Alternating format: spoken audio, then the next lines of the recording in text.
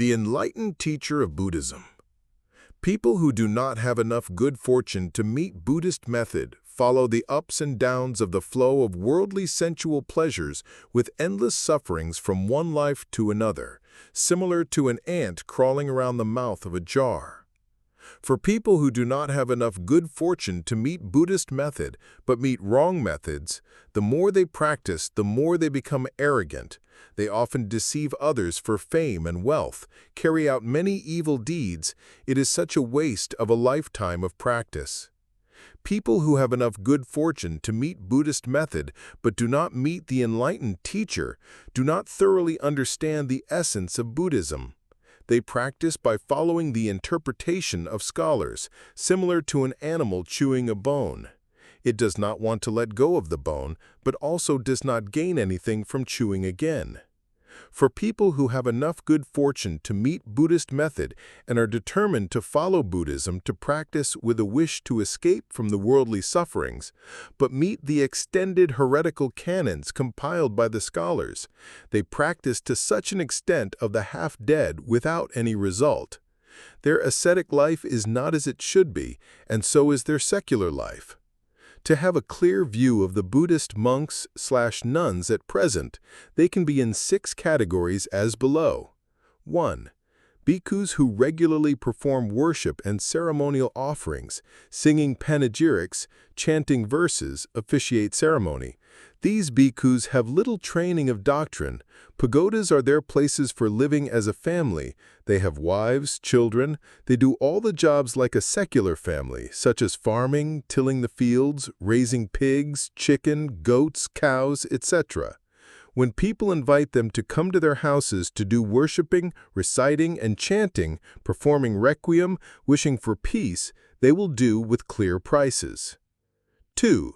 Bhikkhus who regularly perform worshiping and ceremonial offerings, reciting and chanting, requiem, wishing for peace, organizing ceremonies, organizing pilgrimages, organizing charity programs, etc. These bhikkhus do not have wives or children. They have education and knowledge of doctrine. They do not take payments for reciting and chanting at funerals and only receive offerings for the 4 necessaries, etc. Their pagodas are the places for activities of superstitious Buddhist followers all day long. 3. Bhikkhus who regularly study doctrinal system, do the work for the Buddhist congregation, teach and expound canons, do the translation work, compile and write books. These bhikkhus have high education and profound Buddhist knowledge, but do not have practice. They are in the rank of leaders in the Buddhist congregation. 4. Bhikkhus who both practice and lecture on canons of Zennism, Mantrayana, and Sukhavati based on their own interpretation and opinions for followers. These bhikkhus follow the bodhisattva path and practice the bodhisattva conduct. The above 4 categories of bhikkhus belong to the northern school of Mahayana. 5. Bhikkhus who regularly eat the meat of living beings. They're the monks of the southern school. They follow the original canons but are influenced by the interpretations and opinions of the scholars with postgraduate education. They often break the precepts and live not in accordance with the standard conducts and virtues, and therefore they wrongly understand the teachings of the Buddha to become evil knowledgeable friend-advisor and lose the seeds of love and compassion. Deviating from the seeds of right method, they often make argument to eat the meat of living beings as eat without seeing, without hearing, without suspecting. 6. Bhikkhus who build huts or tiny accommodations to practice on their own. They are the passive and pessimistic practitioners who only look for the peace for themselves. They think such way of practice is liberation, but they do not know that it is the act of evading life to follow the desire of a quiet and peaceful life. With the above 6 categories of bhikkhus, A. If you choose the first category as your teacher, you are following the Buddhism of officiating ceremonies, which is superstitious and influenced by the folk custom and practice. The majority of these bhikkhus break and violate the precepts. They never live in accordance with the standard virtues and conducts. These monks are considered as shaved-headed lay followers. B. If you choose the second category as your teacher, you are following the Buddhism of Brahmanism and practice to gain the fortune of this worldly life, fortune of asava. C. If you choose the third category as your teacher, you are following the Buddhism of fame and wealth. D. If you choose the fourth category as your teacher, you are following the Buddhism of Zenism, Mantrayana, and Sukhavati.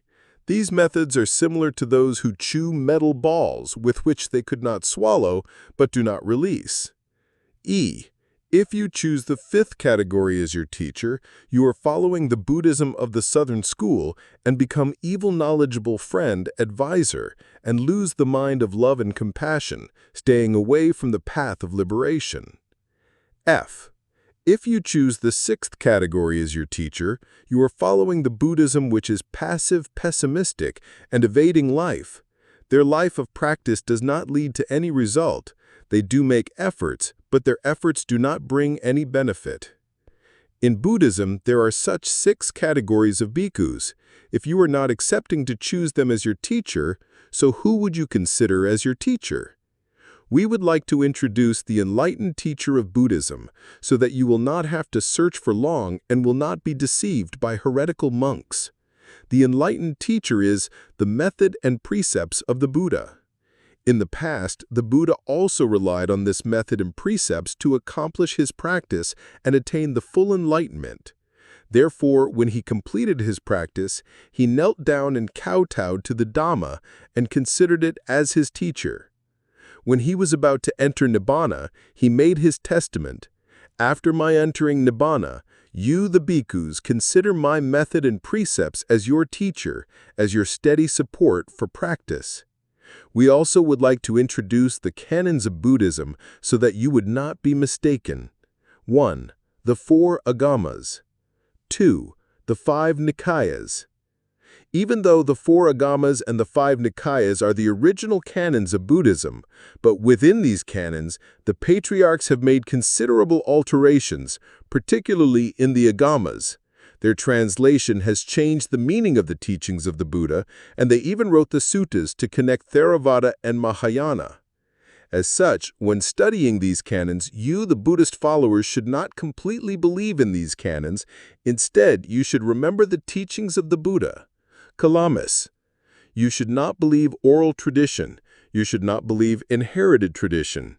You should not believe rumor. You should not believe the authority of Scripture. You should not believe metaphysical reasoning. You should not believe an axiom or inference. You should not believe specious reasoning. You should not believe a bias towards a notion that has been pondered over by you. You should not believe someone's apparent competence. You should not take belief because the ascetic is your teacher, kalamis, when you yourselves know that something is unwholesome, culpable, and criticized by the wise, that something, when taken up and carried through, leads to harm and pain, then, kalamis, you should give it up.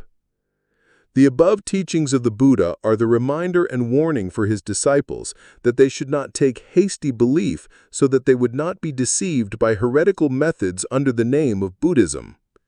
With the lessons drawn from these teachings, when starting to follow religions, we need to be more cautious and careful, should not have blind faith, and have to choose the right method that teaches the moral foundation for us to become true humans and holy ones, as the moral foundation to become true humans and holy ones will help us not to create sufferings to ourselves, to others, and to all living beings.